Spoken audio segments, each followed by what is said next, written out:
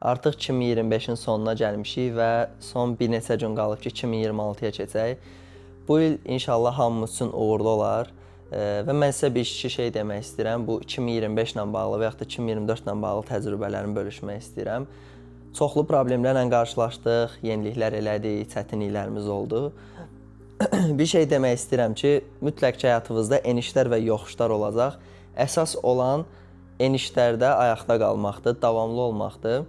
Çünki bu enişin bir gün yoxuşu da var və siz bu yoxuşu fikirləşərək motivasiyalı qalıb işinizə davam eləməlisiniz. Mən əvvəl bunu kitablarda, videolarda oxuyanda görürdüm ki, yəni sadəcə sözdür bu. Amma biznes həyatına girəndən sonra, yəni iş görəndən falan sonra siz də gördüyünüz kimi artıq görürsən ki, bu reallığı əks etdirir bu sözlər. Yəni öz həyatına tətbiq edirsən və görürsən ki, həqiqətən də bu enişlərdə son qoymamaq, yoxuşlarda çox qəşəng geri dönüşlər verir. Yəni bu qısa müddətli olan şeylər sizi həvəsdən salmasın. Çünki bu uzun müddətdə sizə pul da qazandırır, bilik də qazandırır. Yəni ən azından məsələn bir şeydə əgər uğursuz oldusa, o sizə ən azından təcrübə qazandırır.